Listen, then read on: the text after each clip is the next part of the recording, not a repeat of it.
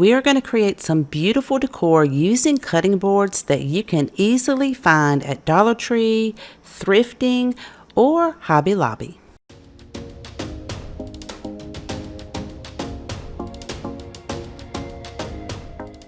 One of my favorite places to find cutting boards is at Hobby Lobby. You can typically buy them when they are 40% off, which makes them very affordable. By simply hanging these on an inexpensive curtain rod on the wall, you can create a vignette to display these beautiful pieces. Aside from hanging them on the wall or displaying on your countertop, you can add some decorative touches to inexpensive cutting boards from Dollar Tree to create unique pieces. I hope you enjoy today's projects. For this project, we're using one of Dollar Tree's bamboo cutting boards and some gingham ribbon. I hot glued a piece at the very bottom edge, just tacking it down on the corners. Then turned that around and added another one at the opposite end. Just trying to make sure that I kept the design as straight as possible for the top and bottom piece. Then I tacked those extra pieces down on the back side. If you could see a little bit at the very top where the corners are rounded, just trim those off with a pair of scissors. We're going to be using one of these beautiful Tree of Life wood pieces, and you can find this in a pack of 3 at Hobby Lobby. I've already used one out of the pack, so I think I'm going to use this tree. I'm also using some of their wooden word cutouts. You can also find those at Dollar Tree. I chose the word blessed for this project, and I'm going to give each one of these one light coat of white chalk paint. I found for the cutout portions to add a little bit of paint to the brush and dab most of it off so that I can add a light layer without it clumping up into those cutouts. I wasn't worried about painting the outside edges because those parts do match the bamboo cutting board, and I wanted some of that wood grain to show through on both of these pieces. Once the paint dried, I added some hot glue to the back of each of these pieces and placed them on the bamboo cutting board.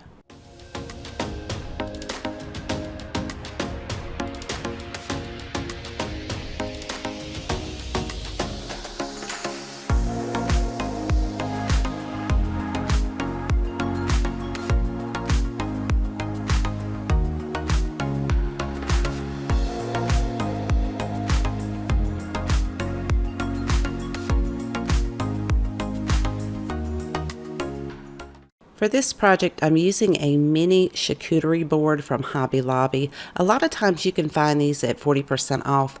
I have also seen mini cutting boards this size at Dollar Tree in their Crafter Square section. I'm also using some wooden beads that are already pre-stained. These came from Walmart and they were the perfect color match for this mini cutting board. You do want to make sure they're all the same height because we're going to be adhering these to the bottom of the cutting board as feet using a permanent glue. I'm using a clear Gorilla Glue. Then you'll want to set something kind of heavy on top of it to make sure that the glue seals well between the beads and the cutting board, and let it set up for a couple of hours. This will make it very sturdy and such a cute piece to add to your kitchen or bathroom.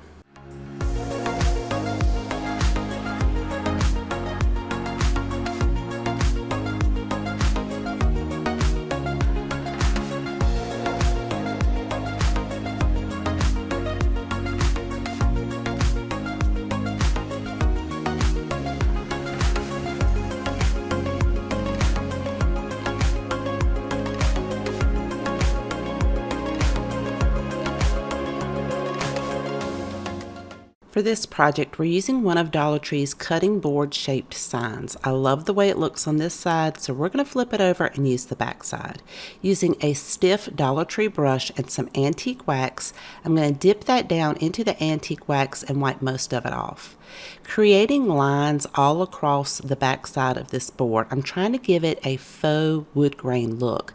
I want some of the backing of the sign to show through because it's a lighter brown.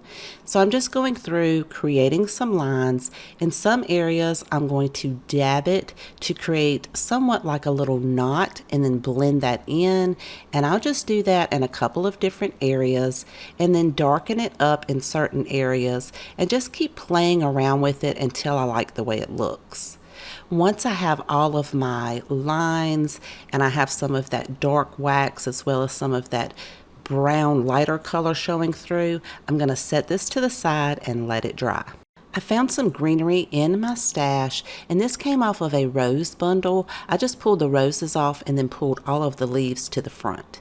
I'm also using some of Dollar Tree's sunflowers. I'm going to cut 2 of those off and bend the sunflower so it will face forward, but leave the stem on there so we can line it up with the stem of our greenery.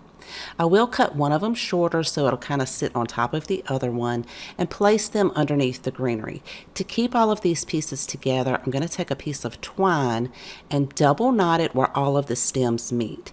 Then take the remaining twine and wrap it around above the top of the stem, glue that down, and take the other piece and do the exact same thing. This is going to not only keep our florals together, but give us a nice place on that twine to hot glue this to our sign. But before I do that, I'm going to trim off the excess ends of the stem pieces just above where the twine is. Then I could place a very generous amount of hot glue on the back of that and hold it in place until it sets to the sign. To create a bow for the top, I'm using some gingham ribbon. I'm going to leave a tail, create a loop, and then pull that around and create another loop about the same size. I'm going to continue to do that until I have 9 loops all the way around and leave a tail at the other end. I'm going to hold all of those pieces together by double knotting a piece of twine around it. And then make sure you fluff out your bow, separate all of your bow pieces, and we're going to attach that right above the flowers using a generous amount of hot glue. Then again, you'll need to fluff that bow out, and then I decided to trim the tails down a bit and also dovetail the ends. So to do that, all you have to do is fold it in half and cut it at an angle, and it's going to give you those beautiful dovetailed ends. Then we just need to add a hanger. I chose to use a piece of twine at the top, and make sure I fluff out that bow one more time.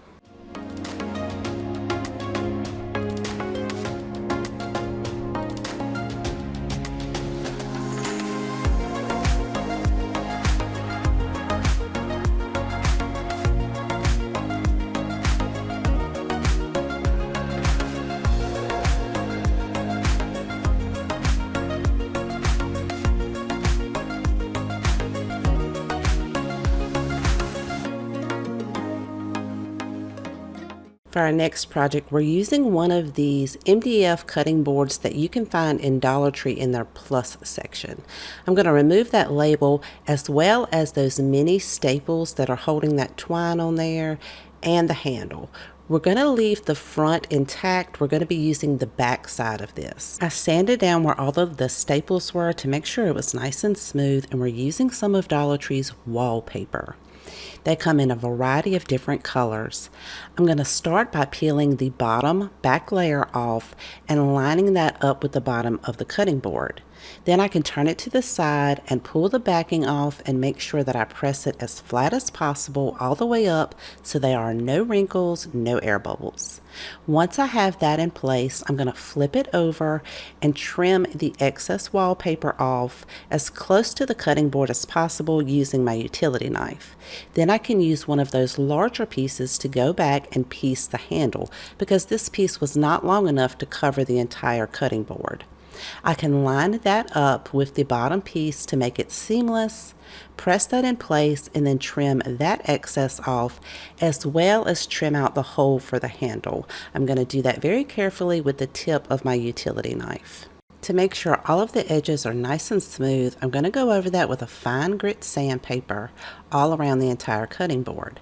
I want to use this leftover curtain rod hook where I hung up my ribbons when I did my decluttering video for my craft room. It came with 3 hooks, so I only used 2, and I'm going to use this one for the cutting board. Now the screws are too long, so it's going to come out the back side.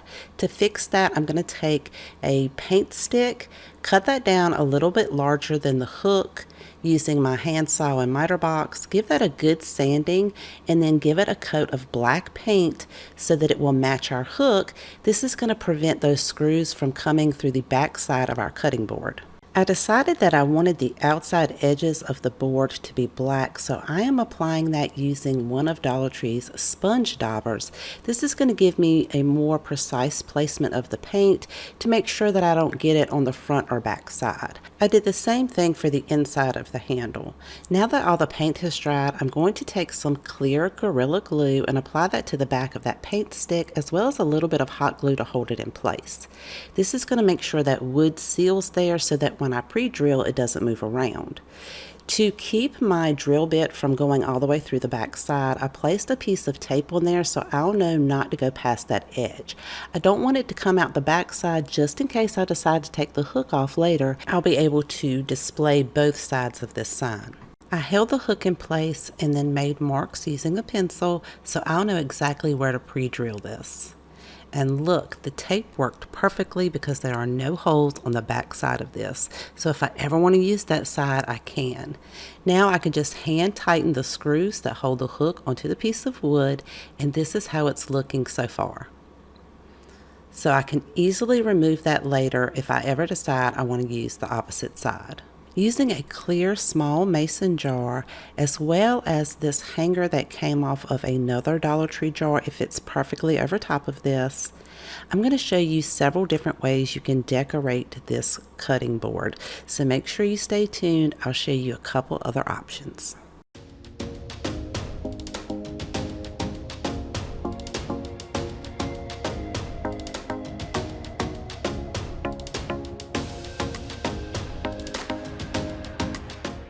In a previous video, I made this mason jar with dried flowers and Mod Podge, and I'll leave that linked in the description box below if you missed it. This also fits perfectly over the mason jar. You can add in a little bit of greenery for a pop of color.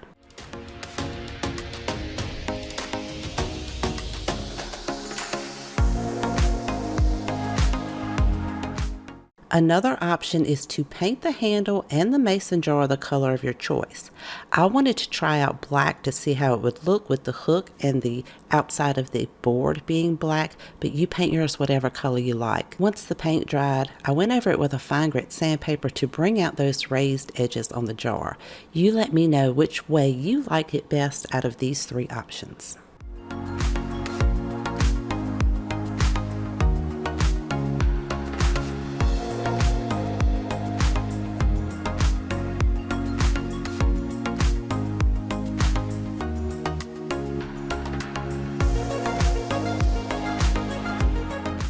For this project, we're using one of Dollar Tree's bamboo cutting boards.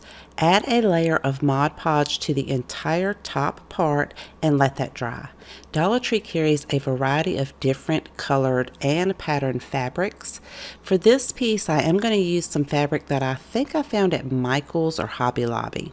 I loved the print on this. I chose this particular section. I'm going to cut that out, and I'm not worried about it being too straight. I can straighten that up later.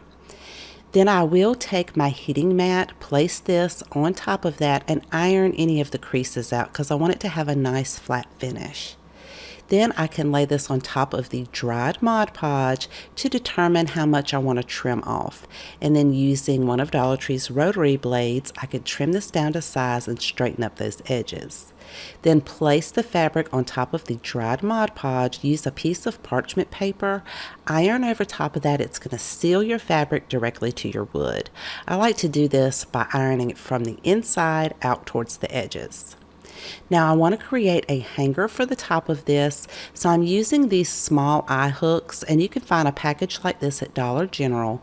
I'm measuring at the top of this about 1 inch in on each side and then pre-drilling the holes. This is going to make it so much easier to put these eye hooks in, but also keep that wood from splintering or splitting when you put it in there. We'll just place those in and hand tighten them.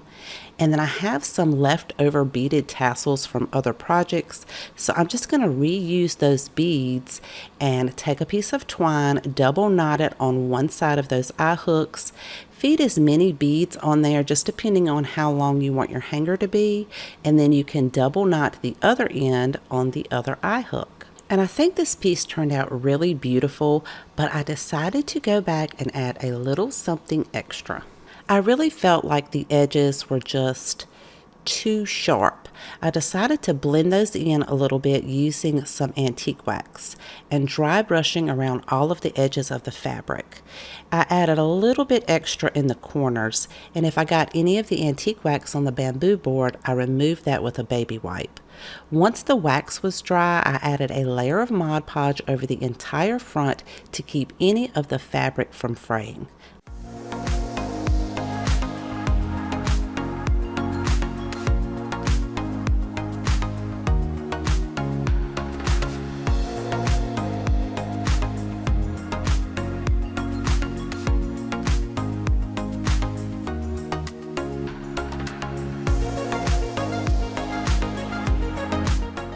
I hope you enjoyed today's projects and found tons of inspiration. If you have a favorite, let me know in the comments section down below. I always love to know which one is your favorite.